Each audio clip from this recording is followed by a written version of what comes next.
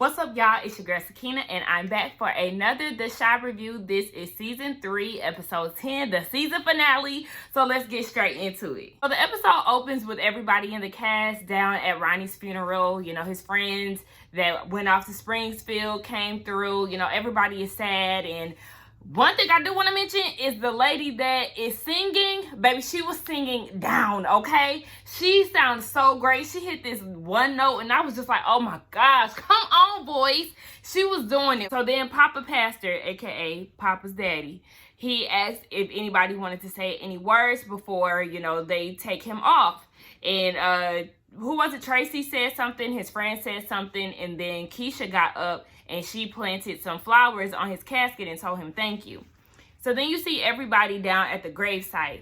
And Emmett, selfish ass, gonna talk about why they had to kill him at my restaurant on opening day on top of that. And you know, Jada's like, shut your ass up. She was ready to strangle him. So then he sees Keisha and he starts walking with her. So he asked if she was okay. You know, she's all right. But, you know, he was like, I'm always here if you need me. And she was like, well, you don't want to hear what I got to say. Okay, try me. I'm pregnant. Emmett trying to break up the scene a little bit and was like, you know, this is the first time a girl told me she was pregnant and I knew for sure it wasn't mine. Definitely a wrong time type of joke, but, you know, she was just like, she doesn't know what she's gonna do. So over on the side, you got the kids, Papa, Kevin, and Jake. They're talking. Jake was saying, you know, it's a lot of people who is happy that Ronnie is dead just because he saved Keisha does not make him a saint. So then Papa was like, a saint is just a sinner who fell down and got back up. You know, start singing Donnie McClurkin. We fall down, but we get up. Anyway, so as they're talking about that, the police roll up. And then they come and arrest Papa Pastor. You know, he was just like, this ain't nothing but the devil. Typical Christian stuff for things that don't go their way. They want to blame it on the devil, right? So, you know, he's trying to act like he's real appalled and doesn't understand why he's being arrested. So then we get the kids down at Kevin's house. And they're smoking the vape pen, and they was just saying how they're surprised that Papa's dad got arrested. Papa is stressed the hell out. And then in the middle of this, what's his name? Kevin gets a text from Gemma, and, you know, she was just saying, I'm here if you need me. So then Papa was just like, I'm really feeling like this has something to do with the money that he got from Camille. And Jake called his dad a crick, and he was like, hold on, wait, what you trying to say? So he was like, I'm not used to this type of criminality. And Jake was like, oh, wait, so we are? Now, Papa started reading them down. He was like, first of all, Jake, you was practically a 63rd Mob member. And then, Kevin, you killed somebody. It's just like, oh, well, I mean, he ain't lying. I mean, Kevin, he was doing it in self-defense. Jake was just roaming the streets, basically because he had to. But nonetheless, Papa is saying that he's stressed and, you know, he's not ready to be the head of the household. You know, he's going to have to take care of his mama and Maisha. He's going to have his hands full. And if the world ends, he is not going to be prepared. So then we get a scene with Trig and Imani. We don't know where the hell Imani been at all this time, but she just popped up and she's helping him tie his tie. They're getting ready for the hearing. I forgot to mention that Gemma's dad actually went up to Perry's Pizza and was telling him that Papa Pastor got arrested for money laundering and he is singing like a canary, honey, because he does not want to go to jail. Baby, I'm trying to figure out who he was snitching on because when Gemma's dad told Duda, he was looking real surprised like, oh shit. But, you know, he was also getting ready for Jake's custody hearing too. But anyway, Trig is getting ready for the hearing and he's very nervous. And, you know, he starts to wonder why or where Camille is going with this whole file that they gave her. You know, she hasn't used it or he hasn't heard anything about it. So, you know, Monty was like, well, just give it to the courts. But Trig feels like the courts really ain't going to care about that. He really wants to have a Duda tried by public opinion. So then he starts to wonder, what if they win? You know, do I have what it takes to be the lead of a family? But, you know, Amani is being the supportive girlfriend that she is / future wife. And she was just like, you know, we're going to make it work. We're going to be a family and we're going to lead together if you don't have what it takes. So then we see Jake and he's down at Perry's Pizza with the boys. So then Papa Pastor comes in and apologizes to the kids, saying that what happened with his arrest was a total misunderstanding. So then Papa was like, I mean, are you faithful? And, you know, his dad gave some type of outstanding excuse like he always does. He always got like some powerful message that leads to a deflection, right? So then he was just basically saying, you know, stay out of grown folks' business, basically. And Papa was just like, I ain't a kid no more. I ain't gonna be a kid for but so long. You know, he's just trying to buck against his dad, and his dad was not here for it. So then we get the day of the hearing, right? Jake, Trig, and Imani are in the elevator. Jake asks Trig if he was nervous. Yes, he is, and Jake is nervous too. But, you know, they're going to get it right. You know, whatever the judge says, it doesn't matter. Jake still considers Trig his brother. I mean, because he is. So, you know, he was just trying to give his brother some reassurance. And I just really love how this is starting to pan out for them, because in the beginning, it definitely made it seem as if Jake was going to turn his back on his brother because he was a stranger, and he basically just fed into whatever dude I said. But I'm glad to see that Jake has a mind of his own and is building a genuine connection with his brother.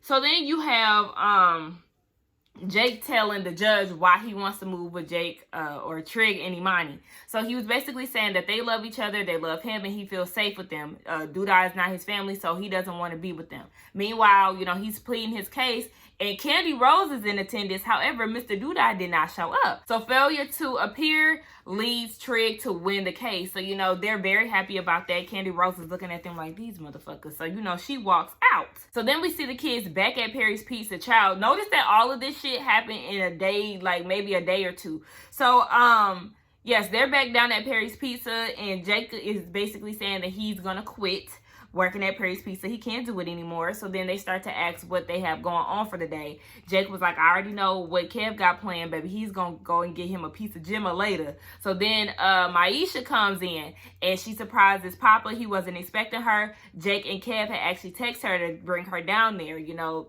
the boy had been through a lot. So, you know, they go off to the side, and she puts her necklace on him, and she was like, now I got the hottest boy in the game wearing my chain. It's like, oh, okay. Anyway, yes. So, you know, she's basically saying, let's go public. Thank you for seeing me. Thank you for respecting me, you know, treating me like a queen, all of this. And then she goes and says, I love you. I said, oh my gosh, come on, young love. Y'all know y'all really do it for me. So then she was asking, did he ask his dad about what happened? And he was like, no, he's basically gonna tell me to stay in the child's place. But she was like, he made it your business once he got arrested in front of everybody. So Papa makes a biblical reference about honor thy parents. And Maisha was like, well, you need to honor thyself, okay, and get them questions answered. Y'all know how it goes. We skip around parts around here, right? So let's just get Papa out the way, right? So you get Papa, he's sitting down in the church, his church house, literally his church and his house. And he was sitting down, and, you know, he's looking at the cross. You could tell he's really doing some thinking. We already know he's pretty much been struggling with his faith in Christianity throughout the season. So when he got home, he asked his dad. His dad says no one is more imperfect than a man of God. So he was like, okay, well, what did you do with the money that Miss Camille gave you? And he said that he used it to help people. Papa was like, did you use it to help yourself? No, he used it to help us. So Papa is trying to get it through his dad's head. Like, we don't need anything else. Like, we have what we have. All we want is you, Daddy. Listen. So then his dad was basically saying, like, I would just wanted to take care of you and your mom. But, you know, I'm just more of an ambitious man. I'm not a bad man. So then Papa starts to question himself. You know, what kind of man am I going to be? His dad said that you're going to be a better man than me. As he should be. I still got my eye on Papa Pastor, because you're still, who is Angelica or Angela, whoever the hell that lady was that you asked for in the last episode? I still don't trust you. It's still some crook in him. You are not clean, sir. So then we see Camille down in her office, and she's on the phone, you know, basically talking about the campaign. She's not ready to tap out until all the numbers are counted. So she gets a pleasant surprise from Candy Rose, and she's like, oh, why didn't you use the files that you received? Now, she thought about using the files. However, she was like, you know, if I wanted to take Duda down, I wanted to do it the right way. Like, I didn't want to do none of the, you know, underhanded type of shit. And then she was like, well, why not? Camille sees all through Candy Rose, okay? She was like, look, one thing that I'm not going to be is a pawn, okay? I know that you're using me for your personal gain. Like, you're his wife, so if you feel like he ain't shit, what does that make you? So, you know, Camille couldn't argue with that, and she walked out like, yeah, baby, I'm sorry. If you want to take him out, you're going to have to take him out on your own. I don't even understand why you're so in your feelings, but yeah, you're a sneaky ass bitch, Miss Candy Rose. So then, Fast forward, we get to find out that Camille actually lost the campaign. She's giving a speech to her team. She was just basically saying, we ran a great and honest campaign. You know, she's still willing to fight for the city of Chicago, and she said that change comes slow or not at all. So, you know, she's still in a good fight to make change for the city. However, she just lost. So then we see that actually Doodah won his mayor campaign, right? So then Candy Rose asked him why you didn't show up to the hearing. He didn't show up on purpose, and the reason why is because he said, why settle for one brother when you can own both? So we already know he got something up his sleeve when it comes down to Trig and Jake. And it's just unfortunate, right? Because now we see that he's going to do something bad, right? And remember, he acted like as if he had good intentions when it came down to Jake early on in the season, saying that, you know, he isn't an accessory and all of that. I guess maybe just over time, or maybe he knows that he stole the file. Something happened to where now his thoughts and views on Jake have turned to the worst, right? So we see that Jake is eating with Imani, and they're talking. He asks her what manslaughter is. You know, basically it's when you kill somebody, but it was on accident. Okay, so what, or it wasn't your fault. Okay, so who did you kill? She killed her dad because he wanted a son. So, you know, Jake said, I know what you are. You know, you were born one way, but you basically didn't feel like it was right. He knows that she's trans. And, you know, she asked, well, how did that make you feel? He doesn't care. You know, he learned about it at school. You know, it is what it is. I absolutely love that the fact that they didn't paint the narrative of a negative outcome like everybody would expect, right? Because I just feel like people need to really respect the trans community, the gay community as a whole. Like, I just like the fact that they didn't do the obvious when it came down to Imani and Jake finding out who she really was. So she was just basically telling him, like, we're gonna be a family. I want you to treat me with respect. When I say wash some dishes, nigga, that mean wash some dishes. Don't be cussing at me. We in this together. I'm not trying to be a stepmama. I'm just trying to raise you to be responsible. So, you know, fast forward later on in the episode, Trig gets a visit from Doodah. And Doodah was basically saying there was no hard feelings. You know, I'm glad that you gained custody for your brother. And Trig was like, well, there's still hard feelings that I have towards you because, nigga, you tried to kill me. Doodah was like, if I wanted to kill you, honey, you would already be dead. So basically, Doodah came there because he needs somebody to step in and, you know, take over the streets while he's in the mayor position. So Trig was like, no, he doesn't want to go to jail. But Doodah was like, look, you don't got to worry about that because I'm trading out the chief of, the chief of security for one of my people. So basically, like he said, there is a new sheriff in town, motherfuckers, okay? Because Trig agreed to do it. And Imani was looking like, nigga, what's going on? Like, why did you do that? And I'm feeling the same way. You want to get out of this life, right? You wanted to leave Chicago. Now, you're sucked back into the city after you told Imani not to get comfortable here. Like, I'm just like, okay, Trig. So we already know Trig is going to be back next season. So shout out to Luke James for securing his spot. So then we're going to go back over to Keisha. Now we see Keisha at Jada's house and she's talking to her. You know, she's really starting to build this relationship with Jada. She feels some type of closeness. I don't know if it's because she's a nurse or what, but I'm rocking with it. So they're talking about her pregnancy and she wants to know what Jada would do if she was in her shoes. Now, Jada was pregnant with Emmett at the same age that Keisha is now. She has no regrets.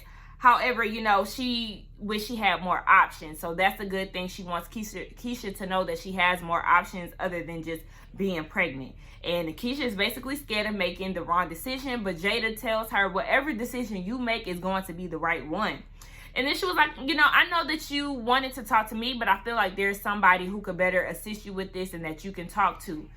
Who is this person? Tiffany. Honey, okay, so, you know, Tiffany was basically saying, I'm sorry for what happened to you. And Keisha tells her that I'm pregnant. Okay, so then they go into the conversation of that. And this is where we get the answer that we've been looking for all damn season. Okay, so Tiffany said that her and Emmett were in the same position, not knowing what they were going to do because she was pregnant last season. So what she did was get an abortion because she had to do some soul searching and she found out that she couldn't take care of another mouth, and the one that she has is enough for her at the time. So it really makes sense as to why she doesn't want to have sex with Emmett, because she doesn't want to get pregnant. We know she already talked about that, but it just further proves, you know, or gives more of a backstory as to why she really doesn't want to have sex with him. So, you know, they start to cry, and Tiffany comes over to Keisha and gives her a hug. It was very, very sweet. I really liked Tiffany in that scene. I like how she was being supportive of Keisha. Now, then we get Keisha down at the clinic, right?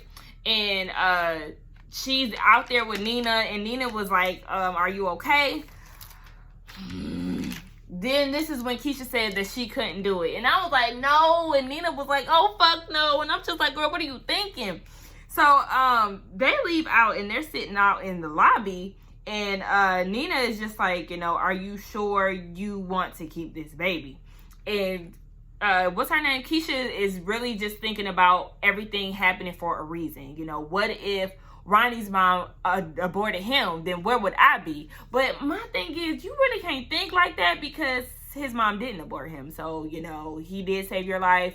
Thank God for that. However, do you really want to be tied to this man for the rest of your life? You already have anxiety just thinking that somebody looks like him, knowing that this man is dead. What if your child looks like him? Like, I just don't like this. It's just, I couldn't do it. So, you know, they get home, and Keisha and Nina are in the room, and, you know, her mom is just saying that we'll always be here for you no matter what decision you make. Kevin is walking into the house, and he hears this going on. So he was like, here for what? And that's when Keisha told him that she's pregnant. Kevin flips out and was like, who, by that crazy man? You ain't keeping the baby, right? And Nina was just like, bro, you need to cut it out. It's not your decision to make. So, you know, he's getting pissed off, and he storms out the house. Now, I mean, it may have been rude as far as his delivery. However, he is not lying, okay? Listen, it's a lot to take in, and it's a lot to really get adjusted to. So, you know, he leaves, he goes off to Gemma's house. And, you know, Gemma is trying to be supportive of him, and then says that he needs to talk about all the issues that he have going on. And, you know, she said that she used to struggle and keep all of her issues inside until she tried to kill herself. I'm like, how old are y'all? What the hell is going on? See, this is that new day and age kid. I feel like they all depressed, and a lot of them be suicidal and stuff. I'm like, yo, can you live a little? Can you just, like, see what life has to bring? You trying to end your life at a young age, Lord, what? So she's in therapy now, and Kevin didn't know that. He shared that he was in therapy for the whole Ronnie situation and watching him kill Coogie. And she tells him that he needs to go back. So she then talks about how she told her therapist that she wanted to give it away to Kevin. And he asked, well, what did the therapist say? And he told her to make sure that she's ready. And, you know, like I said, she may be young, but she's ready to give him all her love. She told her therapist he can get it. Okay, let me stop playing. So anyway, yes. Next thing you know, honey, they in the bed, and they asking, was it supposed to be that fast? Or Kevin was asking her that. Gemma said, yeah, that's what Google said. So, you know, they Googling shit about their first time. My very first in the house, on the couch, in your parents' bedroom, remember. Y'all know, I be having all kind of songs in my head. Anyway, I was just surprised that Gemma's dad wasn't home. Like, where the hell he was at? Was he down there talking to Duda while y'all was doing all of this? Honey, yeah. Now let's get into Emmett and Tiffany. Now, they were my least favorite storyline. I was just ready to get them the hell over with. So anyway, we see them down at counseling, and they're, you know, telling the counselor that they are ready to get married. And she was asking, okay, so why are y'all speeding up y'all wedding? Because they feel like it's just about time. Okay, so the therapist was like, are y'all sure that y'all want to get married? They say yeah, and they're going to use the money for their wedding to pay on the deposit for their apartment. What money? Who's giving y'all money? Like, Darnell ain't got no money. Jada ain't thinking about y'all. Kevin and Gemma was y'all witness, so it's just like, who was giving y'all money? But whatever. Like I said, yes, they was going to use that as a deposit, and they feel like with their businesses, it'll help them save money. Okay. So as they're doing all of this, the therapist is like, who y'all trying to convince, me or y'all selves? So, you know, they get a little offended, like, excuse me, ma'am. And she's just saying that, look, I'm from the hood as well, okay? Just because I got a dashiki in 3 degrees, I still know the game. Okay, marriage is a serious thing. Are y'all really sure that y'all are prepared for this? Y'all niggas still immature. Tiff goes and says that she been putting up with his stuff for far too long. He should have been proposed. Wrong mindset, sis. Just because you've been putting up with a nigga shit for so long does not mean that he needs to propose to you. What you need to do is pack your shit up and go on to the next nigga who will treat you right, and you don't have to go through trials and tribulations to be with him. Like, don't let a nigga do you wrong and feel like y'all need to be together and that, you know, he deserves your loyalty. He doesn't. He showed no loyalty to you. So I feel like you need to move the hell along. But whatever, child. I guess this is just a fucked up mindset that we have these days, huh? So Emmett was just like, look, therapist, are you going to give us your blessing or not? She's like, you don't need my blessing to get married. And Tiffany was like, you know what? You right. We out of here. So then Tiffany and Emmett are down at Jada's house and they're getting fitted for their tux and wedding dresses. You know, Darnell supplied all of the things that they needed. And Emmett was like, where you get all this money from? And he was like, why you asking all these questions, bro? I know somebody who gave me the hookup. So as he's putting on this blazer, he noticed that it was the security thing on there. And he was like, bro, we can't wear this shit. So then he goes into the room and was telling Tiffany, you know, we can't do this because this shit is stolen. But Tiffany was like, bro, I mean, we only gonna wear this shit once. So what's the problem? Okay, listen, I just would have made sure that my little tag, if I was, you know, on hard times, I would have made sure that the little sensor was tucked in, okay? But before all of that actually happened, Tiffany and Jada was in the room, and Jada was just saying that I'm glad that you're going to be my daughter, and Tiffany was thanking her for stepping in place of her mom because her mom does not approve of her marrying Emmett. Listen, I'm team mama on that one, okay? Then we get Tiffany's bachelorette party, which was hosted by Jada. Jada threw everything together. She's in there with her 3 friends. I was kind of wondering, and my mom did the same, like, why is Jada there? Because Tiffany came out in some lingerie. Now, I'm not gonna lie, Miss Baby has a body, okay? Her legs look really nice. Her stomach on flat. I said, okay, Tiff, I see you. Her friend was just like, yeah, do a split on the dick or something. And I'm just like, oh my gosh, not in front of his mama. And Jada was saying the same thing. Like, I'm gonna try to act like I didn't hear that. They start playing the game, and then Jada had a female stripper there. She looked like, what's her name? Like Saya. It's a girl. It's a female rapper. I can't remember what she was signed to Tank. What was that one show with the female rappers, Brianna Perry and them? I forgot. I think her name was Saya. That's who she was giving me resemblances of. But yeah, so we get Emmett and Darnell. They done went to the spa. Emmett was ready to kick it with his homeboys and see some strippers, but Darnell was like, oh, that shit was too expensive. So you need to go ahead and get this massage because this is going to be the only peace of mind that you have for a long time. Like, how you going to try to tell him he need to get a massage for his damn bachelor party? So they go and get undressed with their towels on, and Darnell still got that damn earpiece in his ear, and then the nigga had on some slides with some socks. Hold on, y'all. So anyway, Darnell was trying to give his little 2 cents on the situation. He feels like you need to get a prenup and you need to make sure that Tiffany get her tubes tied. I feel like he needs to get a vasectomy like they talked about earlier in the season. But whatever. Emmett was just like, bro, stop talking. I'm not going to get a prenup. Whatever is mine, what's hers is hers. Like, we are one now or whatever the hell. So, Darnell was trying to get him a massage. It was a couple's massage because that was the only way that the coupon that he had was going to work. But Emmett was like, nah, I don't have time to be trying to get no couple's massages with you. You're going to be trying to get happy endings and shit. I'm married now. I'm not for it. So then he leaves and goes home to Tiffany. You know, he wants to be with his wife and all of that. They have this conversation, and Emmett was basically saying, you know, I'm not perfect, right? Tiffany knows this. The previews led us to believe that he was going to come clean as far as Dominique, but no, it didn't happen. So then that leads to them, you know, giving each other head and all of this. And I'm like, okay, next. So it's the day of the wedding. They actually did not wear the outfits that we seen earlier on. Tiffany had on this silky dress. It was really cute. Emmett looked really nice. I love the blazer. I love mustard colored things. Jada looked amazing. I love chocolate skin and green. Everybody looked nice, right? And like I said earlier, Gemma and Kevin were the witnesses, or I guess, or maybe they was just in attendance. But yeah, they get married and then they go home and do it.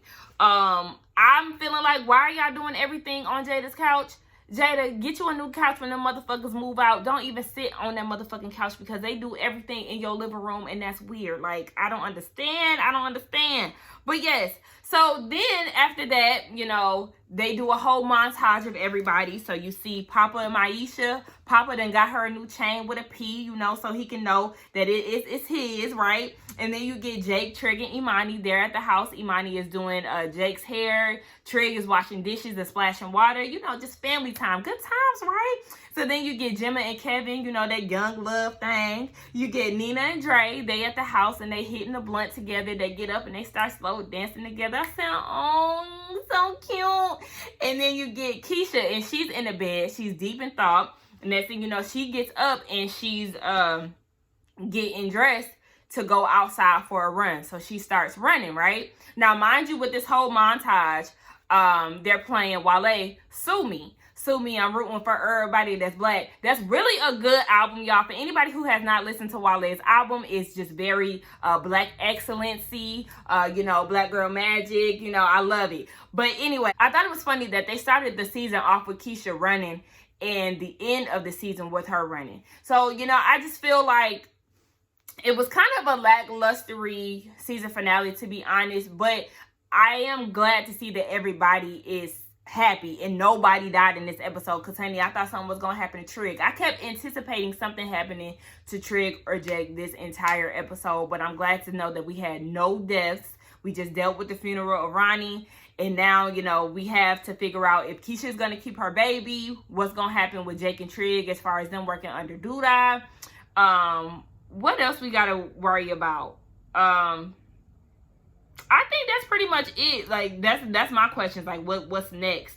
But overall, I did, you know, kind of enjoy the episode. We'll see what happens next season. I do want to give a shout out to Candy Burris because she did do her thing. I really enjoyed that. You know, shout out to Lala, I guess. I mean, her acting was still pretty much the same. And shout out to Luke James, you know, for being an open-minded black brother who is willing to work with a trans woman, okay? But anyway, y'all, that was my thoughts on the episode of The Chi. It's been a good season, despite, you know, all the changes that were made. Y'all, please don't forget to like, comment, and subscribe to my channel. I will see y'all in the next review because The Chi is over now. But yes, bye, y'all.